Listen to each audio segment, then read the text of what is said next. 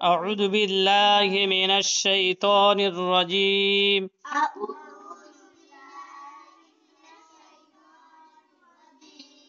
بسم الله الرحمن الرحيم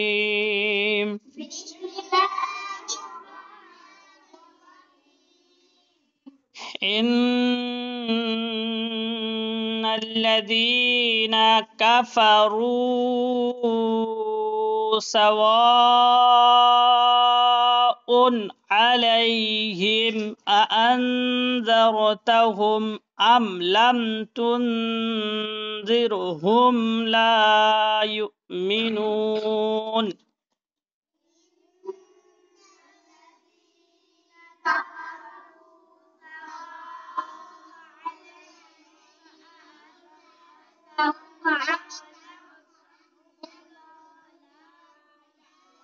ফাঁকি বাজার একটাই চলো হামজা নিচে জেরকে হারাকাত বলে বিনা টানে পড়তে হয় নুনের উপরে তাজদিদ দুবার পড়তে হয়, একবার আগের হরফের সাথে একবার নিজে নিজে নুন মুসাদ্দাদ। যখন নুন ও মিমের উপরে তাজদিদ হয় তখন গুণনা করা ওয়াজিব। লামের উপরে তাজদিদ, তাই তো? তার কি করে পড়তে হবে? দুবার পড়তে হবে, একবার আগের হরফের সাথে একবার নিজে নিজে। এখানে হরফের শামসি বা কমারির কোনো অক্ষর আছে? আছে আছে ভালো করে দেখো। হরফের শামসির আগে কমারি শামসি কিচ্ছু নেই। জালটা কার হরফ? জালটা নাকি আমার জাল কার হরফ? হরফের শামসি না কমারি? বলে না কেউ। হরফে শামসি না কমারি? হরফে শামসি। হরফে শামসি অক্ষর বলে না। হরফে শামসির আগে আলিফ লাম এলে, আর হরফে কমারির আগে, তাহলে এখানে আলিফ আছে না নেই? লামের সাথে মিলিয়ে পড়তে হচ্ছে না, হয় না? তাহলে হরফে কে? এটা কমারির অক্ষর নাকি না নাই আছে নাই?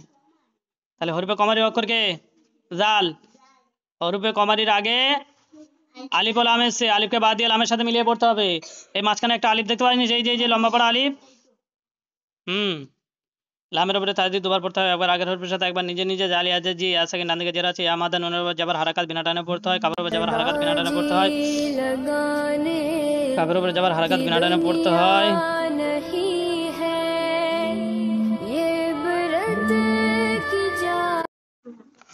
কাপের উপর জাবার হারাকাত বিনা টানে পড়তে হয়। হয়েছে?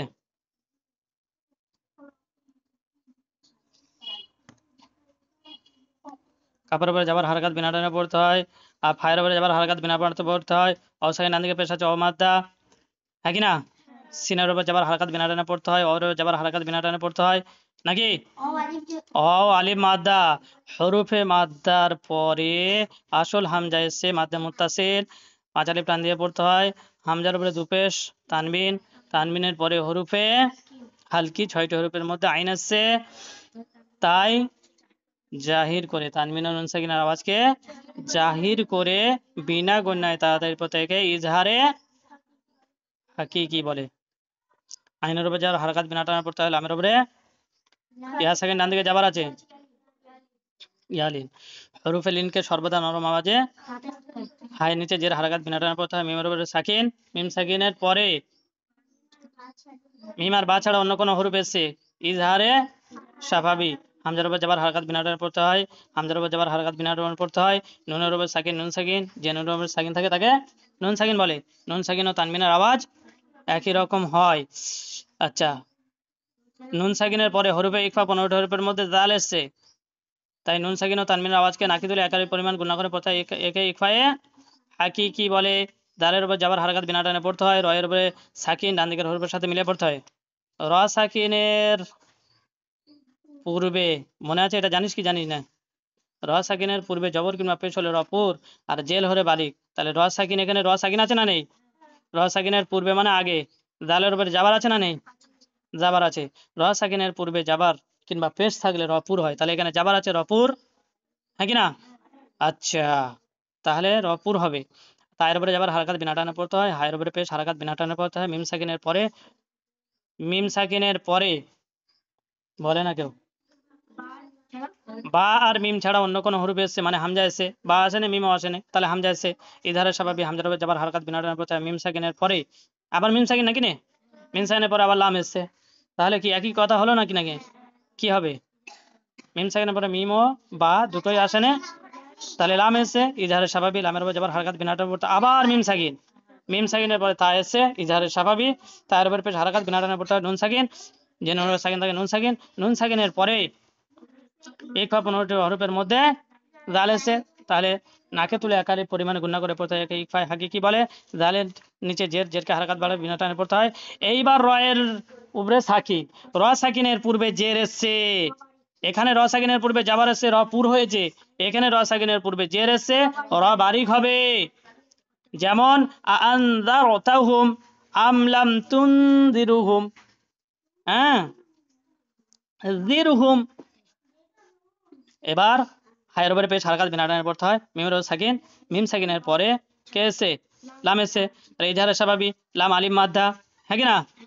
এবার হামজায় সাকিন এসছে, ঝাটকা মেরে বা ধাক্কা দিয়ে পড়তে হয়। মিমের নিচে জের হারকাত বিনা টানে পড়তে হয়। ও মাদ্দা, নুন ও মাদ্দা। হরুফে মাদ্দার পরে এমন গোল চিহ্নকে আয়াত বলে। আয়াতের শেষে থামতে হলে জবর জের পেশ দুজের দুপেশের হবে থামতে হলে আয়াতের শেষ অক্ষর সাকিন অর্থাৎ নুনকে সাকিন করে শ্বাস ছাড়ার নাম আয়াত। তাহলে হরুফে মাদ্দার পরে নুন সাকিন হয়ে যাচ্ছে, হরুফে মাদ্দার পরে সাকিন হওয়া মানে মাদ্দে লাজিম, মাদ্দে লাজিম। তাহলে কি করে পড়তে হবে? 5 আলিফ পরিমাণ টান দিয়ে পড়তে হবে বা থামতে হবে। ওকে, ঠিক আছে, চলো এটা করবে, ভালো করে করবে, হ্যাঁ।